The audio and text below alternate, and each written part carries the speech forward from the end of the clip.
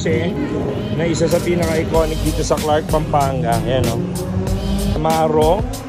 Split bumper, I don't know. Pero puta, paborito natin yan. Nakapanik din na banner. Ano? Tingnan mo yung ano, yung Race Master na rim siya kung gaano kalaki, brad. Kung gaano kakapal. Willwood rear disc brakes. V8 ata ito. Pero tingnan mo yung loob. Wala na yan, brad. Tabas-tabas yung loob. Yan o. Doon! Tapos may fan, no? OG. Ayun na, may electric fan, brad. Diba? So mga kapatid, ito yung 1981 last gen ng second gen ng Camaro. Ano brad, hood pa lang pero fiberglass yan. Pogi to, lo.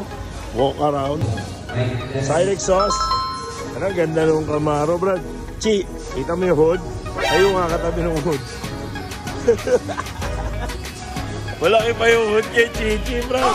So ito yung engine, brad, nung muscle car. Grabe yan, chong. Tapos tingnan mo yung carbon fiber na hood niya. Yan o. Damn. Boss, anong engine siya? Naka-ano siya, 5.7 na stroker. 5.7 na stroker.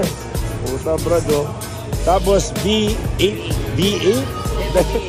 Chevy V8. Grabe, brad. So, ayan yun. Small block na Chevy V8. So, naka-Edelbrock na intake. Grabe to, lo. Tapos, ito yung cockpit naman niya. Ayan o.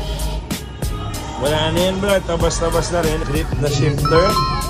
Tachometer. Ayun yung mga gauges na sa inside. Wala na, tol. Roll cage. Tas yan na. Shit. Bang klase, brad. Let's go.